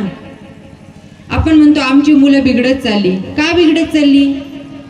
आपण घरात व्यवस्थित राहत नाही ना. आपण जर स्वयंपाक व्यवस्थित बनवला तर ते खाणाऱ्या सुद्धा व्यवस्थित राहतो ना. म्हणून सर्व खेळ हा अन्नावरती असतो. जेव्हा आपण भगवंताचं नामचिंतन करतो ना तेव्हा घरातली व्यक्ती सुद्धा करत असते. अहो दुर्वास ऋषी सुद्धा अन्नामुळे त्यांची बुद्धी पालटली होती. दुर्वास ऋषी म्हणजे श्री दत्तात्रय महाराजांचे भाऊ. आता दुर्योधनाने दुर्वास ऋषीला आमंत्रण दिलं. म्हणे 5 पांडव आता वनामध्ये गेलेले आहेत, आम्हाला काय राज्यात आता करमत नाही, त्याकरता चातुर्मासासाठी आमच्या इथे या. आता दुर्वास ऋषीला आमंत्रण दिलं, मंडप टाकण्यात आला. आता दुर्वास ऋषी दुर्योधनाच्या घरी आले. पंक्ती बसत होत्या, पंक्ती उठत होत्या, सर्वजण जेवून तृप्त होत होते. आणि कसे तरी ते 4 महिने निघून गेले आणि शेवटचा दिवस आला. आता निघण्याची तयारी झाली. त्यावेळेस दुर्योधनाला दुर्वास ऋषी म्हणतात काहीतरी मागा. दुर्योधन म्हणतो काहीच नको, आम्हाला काही लागत नाही, समाधान आहे. परंतु कपटी दुर्योधन होता, मागितल्याशिवाय राहणारच नाही. दुर्योधन म्हणतो मला काहीच नाही लागत, मी समाधान आहे, फक्त वनामध्ये आमचे भाऊ आहेत ना त्याला काहीतरी सेवादास्य घडू द्या. आता दुर्वास ऋषी आपले 88,000 शिष्य घेऊन त्या वनामध्ये गेले. आणि वनामध्ये गेल्यानंतर त्या 5 पांडवाच्या पर्णकुटी जवळ जाऊन उभे राहिले. धर्मराजा बाहेर त्या पर्णकुटीतून बाहेर आले आणि दुर्वास ऋषीच्या आचरणी नतमस्तक झाले. आणि दुर्वास ऋषीला विचारतायत, बोला काय सेवा करू? त्यावेळेस दुर्वास ऋषी म्हणतात काही सेवा करू नका, आम्हाला भूक लागलेली आहे, फक्त तेवढी व्यवस्था करा, आम्ही तोपर्यंत गंगेवरती स्नान करून येतो. 88,000 लोकांचा स्वयंपाक बनायचा. 88. आपल्या घरी 8 जण आले तर तारांबळ उडते. चटणी आहे तर मीठ नाही, मीठ आहे तर चटणी नाही. हे नवऱ्याला फोन करून सांगते तुम्हाला तर अक्कलच नाही, आधी फोन करून सांगायचे ना 8 लोक जेवायला येणार आहे तर मी तयारी करून ठेवली असती. इकडून तिकडून कसा तरी स्वयंपाक होतो. आणि स्वयंपाक झाल्यानंतर पंक्ती बसतात. पंक्ती बसल्या, चपाती आली तर वरण येत नाही, वरण आलं तर भात येत नाही. 8 लोकांचा, इथे 88,000 लोकांचा स्वयंपाक करायचा होता. 88,000. आता द्रौपदी चिंतेत पडली, करायचं काय? आता ती लाडकी बहीण होती, तिने आता कृष्णाला आवाज द्यायला सुरुवात केली, धावा करायला लागली. आपण लाडक्या बहिणी वेगळ्या आहेत, ती लाडकी देवाची होती. आता श्रीकृष्ण महाराज धावतच आले आणि आल्यानंतर बोल काय म्हणतेस. आल्या आल्या श्रीकृष्ण महाराज म्हणतात, अगं मला भूक लागली. द्रौपदीला इंद्राने थाळी दिलेली होती. सूर्यास्त झाले की त्याच्यात अन्न निर्माण व्हायचं नाही. आता श्रीकृष्ण महाराज आले आणि आल्यानंतर म्हणतात मला भूक लागली. द्रौपदी म्हणते अरे तिकडे 88 लोकांना जेवू घालायचं, तू एकटा काय मला मागं लागलाय, मला लवकर काहीतरी मदत कर. अगं मला दे आधी जेवायला. अगं जेवायला काहीच नाहीये घरामध्ये. अगं बघ ना ते त्या थाळीला एक पान चिपकलेलं आहे, तेवढं तरी दे मला. श्रीकृष्ण महाराजांनी ते पान तोंडात टाकलं आणि तृप्त झाले, ढेकर दिलं. इकडे 88,000 लोकांचं मात्र पोट भरून तृप्त झाले आणि त्यांनीही ढेकर दिलं. आता दुर्वास ऋषी आपल्या 88,000 त्या शिष्यांना घेऊन त्या पर्णकुटी जवळ आले आणि आल्यानंतर त्या पंक्तीची व्यवस्था झालेली होती. त्या दुर्वास ऋषीचे शिष्य परिवार म्हणतात आम्हाला जेवायचं नाहीये, तृप्त झालोय आम्ही. आणि तिथे श्रीकृष्ण महाराजांना दुर्वास ऋषी बघतात आणि म्हणतायत हे सर्व कशामुळे घडले माहितीये का? कारण की मी त्या दुर्योधनाचं अन्न खाल्लं म्हणून मी यांचा परीक्षा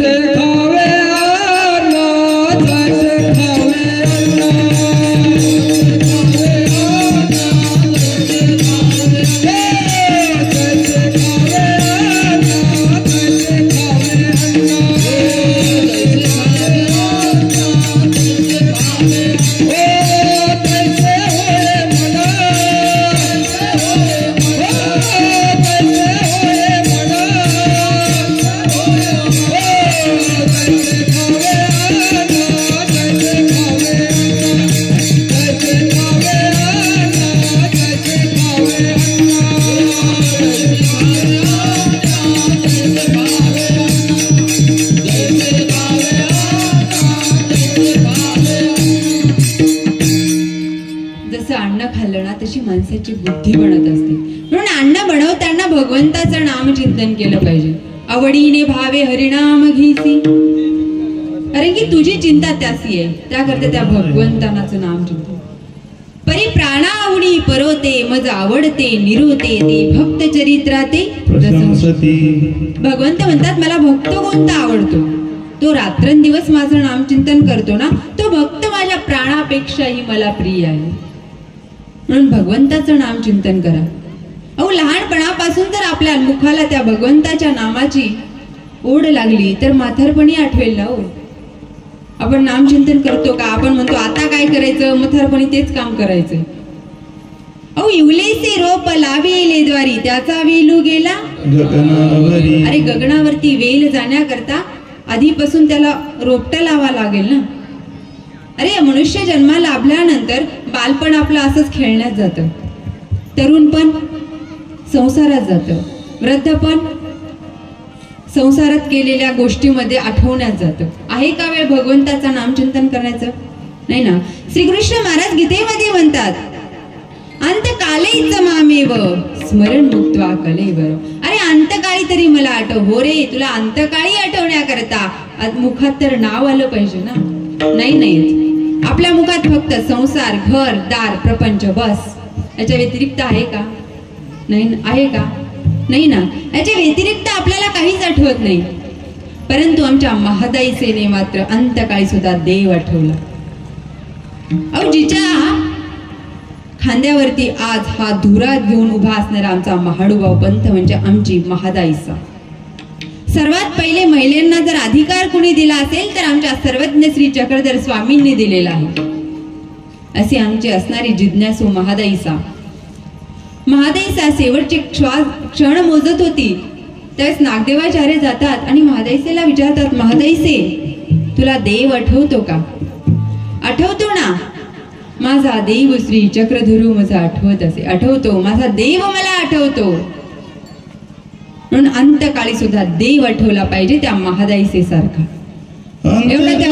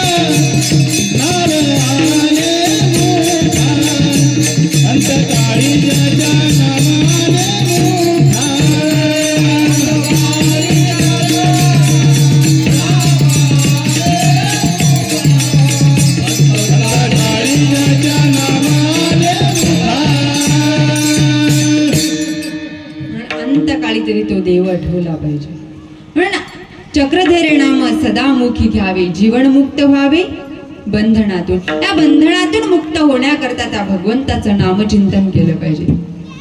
कारण की हा बंधनातून मुक्त करणारा हा भगवंत आहे. नांदेडला श्री सर्वज्ञ श्री चक्रधर स्वामींनी गायी राखल्या आणि गायी राखल्यानंतर त्या ब्राह्मणाला सांगितलं, मी गायी सोडेल पण बांधणार नाही.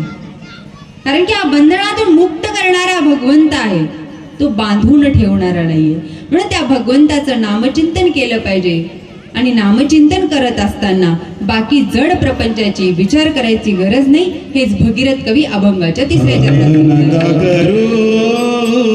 चिंता जड प्रपंचाची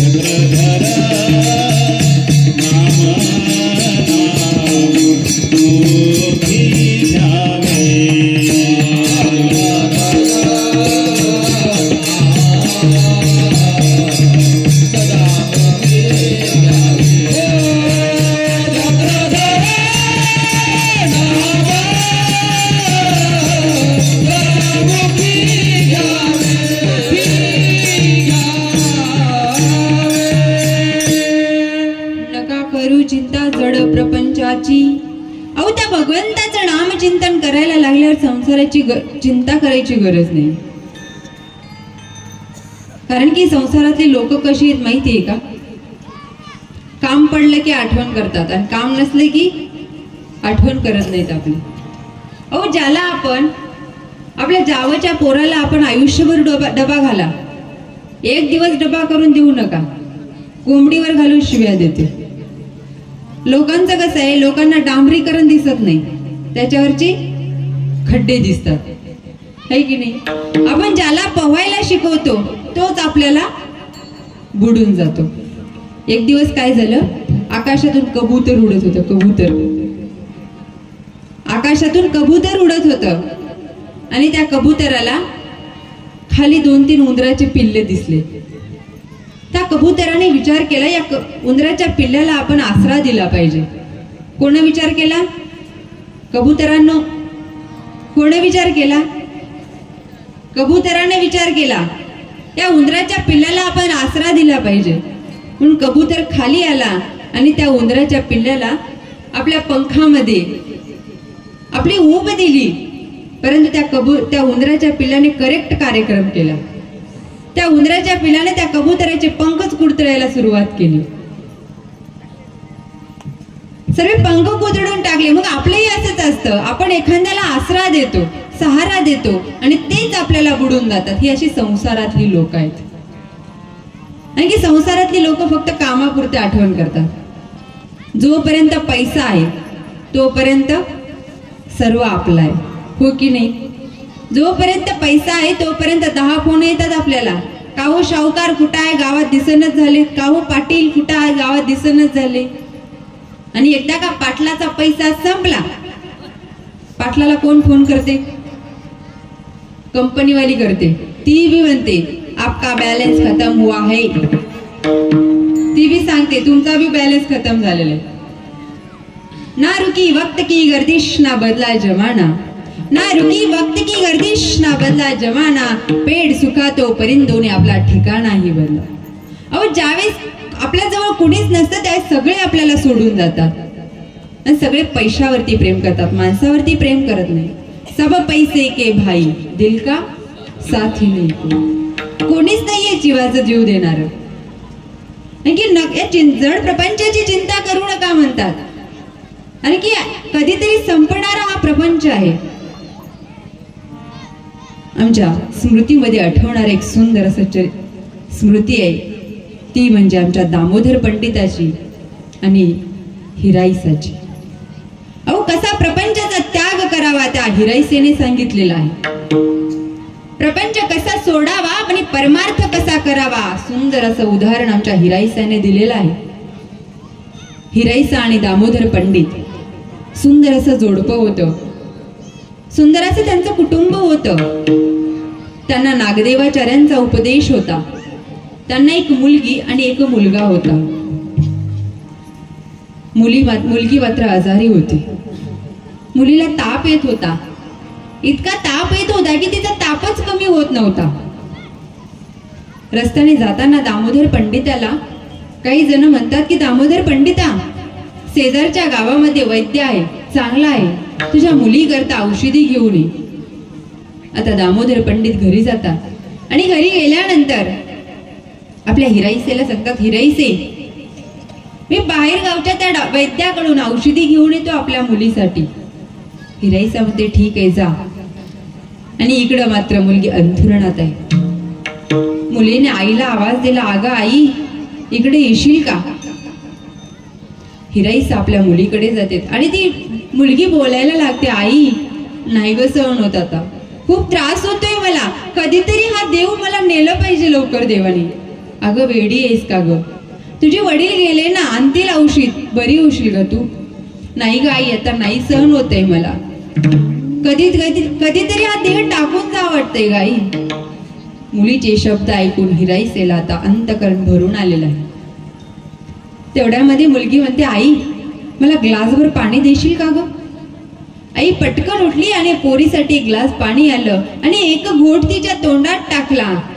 जसा टाकला तसेच हिराईसे, आता त्या हिराईसाची मुलगी डोळे झाकायला लागली. इकडे मात्र दरवाजातून आवाज आला, घरी आहे का कुणी? दंडवत, घरी आहे का कुणी? आवाज आला. मांडीवरती आपली मुलगी आहे आणि दरवाजात आवाज आलेला आहे. त्या हिराईसेने आपल्या मुलीला खाली ठेवलं आणि दरवाजात जाऊन बघते तर नागदेवाचार्यांचे शिष्य परिवार आलेले आहेत. एका ठिकाणी धर्म उभा आहे आणि एका ठिकाणी मुलगी आहे. मुलीने आपला देहाचा त्याग केलेला आहे. मुलीने आपला प्राण त्यागलेला आहे. आणि इकडे नागदेवाचार्यांचे शिष्य म्हणतात की आज नागदेवाचार्य तुमच्या घरी येणार आहेत. यावेळेस तुम्ही काय करसाल?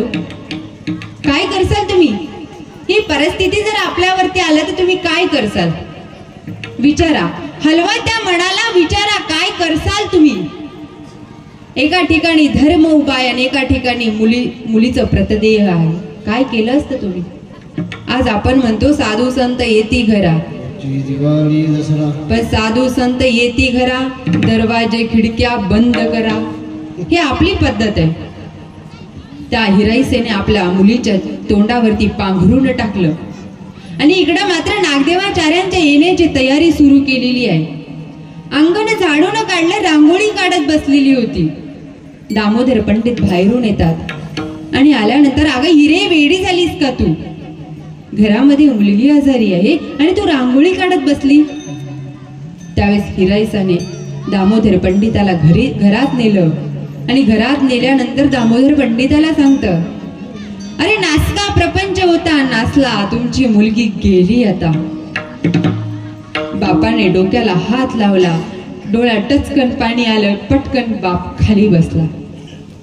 मुलगी गेली माझी, परंतु पुढचं ऐका ना, नागदेवाचार्य घरी येणार आहेत, उठा, असं करून जमणार नाही. तो प्रपंच नासका होता, नासला आता, त्याचा विचार करू नका, धर्म आपल्या घरी येतात. आता नागदेवाचार्यांच्या आगमनाची तयारी झाली. तिने दामोदर पंडिताला बाजारात पाठवलं.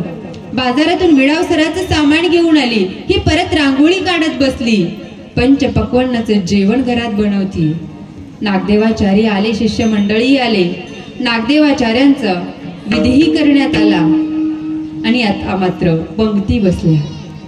आणि पंक्ती बसल्यानंतर नागदेवाचार्य दामोदर पंडिताला म्हणतात, दामोदर पंडिता तूही आमच्या सोबत बस ना. काय प्रसंग आहे बघा ना. घरामध्ये मुलीचं प्रतदेह आहे आणि इकडं मात्र जेवण करायचं, परंतु गुरुला नाही म्हणता येत नाही. दामोदर पंडित जेवायला बसले.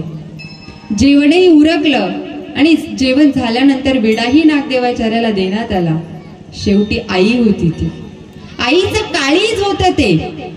इतके वेळ दाबून धरलेला तो हंबरडा आता मात्र हिराईसेने मोकळा केला आणि हिराईसा म्हणायला लागली, आताची होती गे माय आताची गेली. आताच माझी पोरगी होती आणि आताच गेली. ते आईचं काळीज आहे, आईचं प्रेम आहे ते. आमच्या सर्वज्ञ श्री चक्रधर स्वामींनी सांगितलं, मातेचे प्रेम ते नैसर्गिक प्रेम. ते तर म्हणावं लागत नाही की तू माझ्यावरती प्रेम कर म्हणून. ते आईचं प्रेम ते वेगळंच प्रेम असतं. आता हिराईसेने आणि दामोदर पंडिताने आपल्या मुलीचा अंत्यविधी केला आणि झाल्यानंतर हिराईसा दामोदर पंडिताला म्हणते, आता मुलाचं लग्न राहिलं ना, एकतर तुम्ही राहा नाहीतर मी राहते. तर दामोदर पंडित म्हणतात, तू जा मी राहते. आता हिराईसा मात्र नागदेवाचार्यांकडे जातात आणि तिथे दीक्षाही घेतात. दामोदर पंडित इकडे आपल्या मुलाचं लग्न करतात आणि लग्न झाल्यानंतर संसारातच गुरफटून राहतात.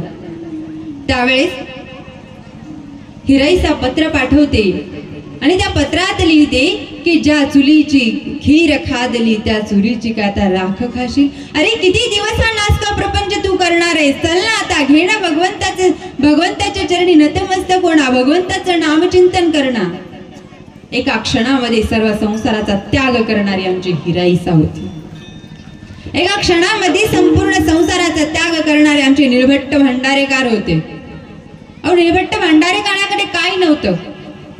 निळभट्ट भंडारेकार एवढा कुणीच श्रीमंत नव्हता, परंतु एका क्षणामध्ये त्याने संपूर्ण संसाराचा त्याग केलेला आहे. नका करू चिंता जड प्रपंचाची, ऐहिक सुखाची प्रीती सोडा. या ऐहिक सुखाची प्रीती सोडा, कारण की कधीतरी संपणार आहे. शाश्वत आहे का सुख? शाश्वत आहे का? हे कधीतरी संपणार आहे. मग शाश्वत काय आहे तर भगवंताचं नामचिंतन हे शाश्वत आहे. मग त्या भगवंताचं नामचिंतन आपण केलं पाहिजे. अहो, काय आणलंय आपण? येताना काही घेऊन आलो का? मग जाताना काही घेऊन जाणार आहे का? किती जरी कमवलं तरी. दोन व्यक्ती खूप प्रसिद्ध होत्या. रावणाची लंका सोन्याचीच होती आणि कृष्णाची द्वारका सोन्याचीच होती की नाही? रावणाची लंका ही सोन्याचीच होती आणि कृष्णाची द्वारका ही सोन्याचीच होती. रावणाची लंका जळाली आणि कृष्णाची द्वारका बुडाली. मग तिथे आपल्या 5-7 तोळ्याच्या अंगठ्या लॉकेट काय कामाचे? मिली थी जिंदगी किसी के काम आने के लिए, मिली थी जिंदगी किसी के काम आने के लिए, लेकिन तूने गवा दी सब कागज के तुकडे कमाने के लिए. अरे कशासाठी त्या हा देह भेटला होता ना, काहीतरी उपयोग करून घ्यायचा होता ना तू त्याचा. नाही की किती जरी कमवलं तरी शेवटी आपल्याला सर्व इथंच ठेवून जाणार आहोत ना, काही नेणार आहेत का? अहो, त्या सिकंदर राजाने एवढं कमवलं, काही नेलं का? सिकंदर राजाने मरायच्या अगोदर आपल्या प्रधानाला सांगितलं होतं, ज्यावेळेस मी मरेल ना म्हणे त्यावेळेस माझे दोन्ही हात खाली लोंबले पाहिजे. आणि सिकंदर राजा मेल्यानंतर सिकंदर राजाची तिरडी बांधण्यात आली आणि बांधल्यानंतर आजूबाजूचे सर्व राजे आल्यानंतर त्या प्रधानाला म्हणतात, अरे सोन्याची जरी तिरडी बांधली असती तर काय कमी होतं त्या सिकंदर राजाला? त्यावेळेस तो प्रधान उत्तर देतो की माझ्या राजाने सांगितलं होतं, जेव्हा माझी तिरडी बांधशील ना त्यावेळेस माझे दोन्हीही हात खाली लोंबले पाहिजे आणि तुला विचारलेल्या प्रश्नाचं उत्तर देता आलं पाहिजे की माणूस येतानाही खाली हाताने आला आणि जातानाही खाली हाताने जाणार. म्हणून येताना घेऊन आलास काय, जाताना घेऊन जाशील काय, नको अभिमान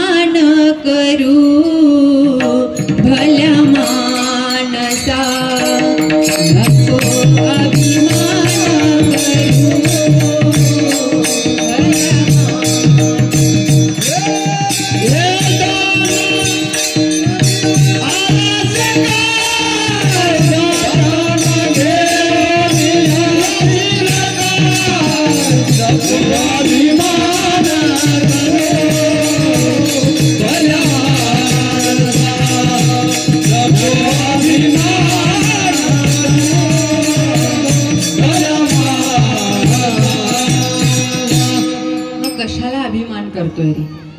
हा अभिमान करून जगू नको, त्याकरता त्या ऐक सुखाची प्रीती सोड आणि त्या भगवंताचं नाम चिंतन कर. त्याकरता आता सर्वांनी हात वरती करा. सर्वांचे म्हटले बरं का, सर्वांचे. तुम्हाला माहिती का टाळी वाजवल्यावर काय होते? अटॅक येत नाही, अटॅक. मग सर्वांनी टाळी वाजवायची. हा केले हात वरती. वाटलं तर उठून जरी गरबा खेळला तरी काय हरकणार नाही. पाय मोकळे होतील तेवढेच. खेळणार आहे का? गोंधणापूर गावात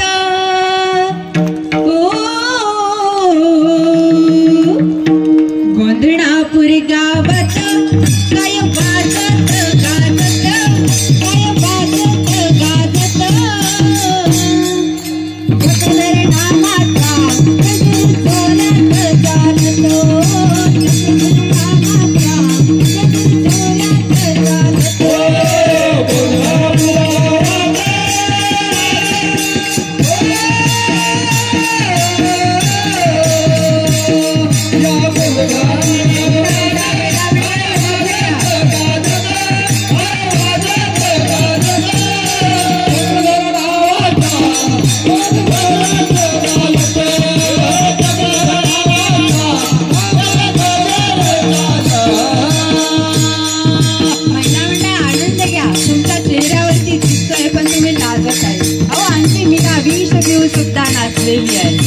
भगवंताचा आनंद घेता आला पाहिजे, भगवंताचा आनंद लुटता आला पाहिजे. तिथे पुढे नाचण्यापेक्षा भगवंताच्या भक्तीमध्ये नाचाना. निश्चितच तो देव तुम्हाला भेटल्याशिवाय राहणार नाही.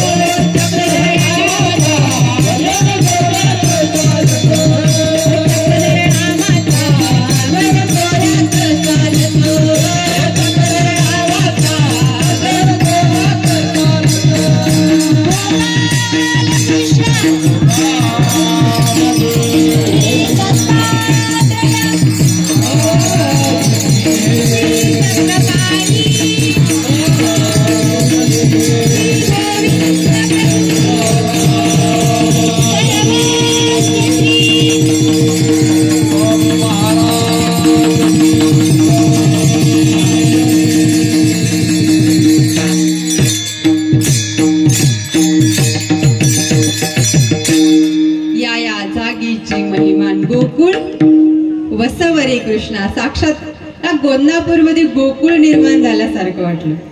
खरंच खूप धन्यवाद. सुंदर असा चालत असलेला हा सप्ताह. आनंद लुटता आला पाहिजे माणसाला जीवनातला, आणि आनंद हा भक्तीमध्येच लुटता आला पाहिजे. डीजे पुढून दम टाकून नाचण्यापेक्षा इथं भक्तीमध्ये नाचता आलं पाहिजे. अहो आपण म्हणतोय की आपला हिंदू धर्म वाईट व्यसनाला चाललेला आहे. अहो आपण देवाकडे हात जोडून काय मागतो त्याच्यापेक्षा त्याच्या पाठीमागे काय करतोय हे आपल्याला कळलं पाहिजे. आज 4 मिनिटाच्या आरती करता 40 पोरी दिसत नाही आणि रात्रीला गरबा चालू झाला की 4000 पोरी येतात. कुठून येतात? अहो 4 मिनिटाच्या आरतीसाठी 4 पोरं दिसत नाही आणि डीजेचा आवाज येऊ द्या, 4000 पोरं येतात कुठून? भाव आहे, भक्ती आहे म्हणून येतात का? नाही ना. अहो ते एन्जॉय करण्याकरता येतात. म्हणून धर्म जपता आला पाहिजे आणि त्या भगवंताचं वेड लागलं पाहिजे. आपल्याला इतकं वेड लागलं पाहिजे. प्रत्येकाला वेड असतं. कुणाला सिगरेटचं वेड असतं, कुणाला पुडीचं वेड असतं, कुणाला चहाचं वेड असतं. मला सुद्धा वेड आहे. मी तुम्हाला सांगून जाते, मला सुद्धा वेड आहे. समुद्राचं पाणी कधी आटणार नाही. समुद्राचं पाणी कधी आटणार नाही. आकाशाची उंची कधी मिटणार नाही. जोपर्यंत श्वासाश्वास आहे ना, जोपर्यंत श्वासाश्वास आहे तोपर्यंत चक्रधराचं वेड कधी सुटणार नाही. तोपर्यंत चक्रधराचं वेड कधी सुटणार नाही. असं वेड त्या भगवंताचं लागलं पाहिजे.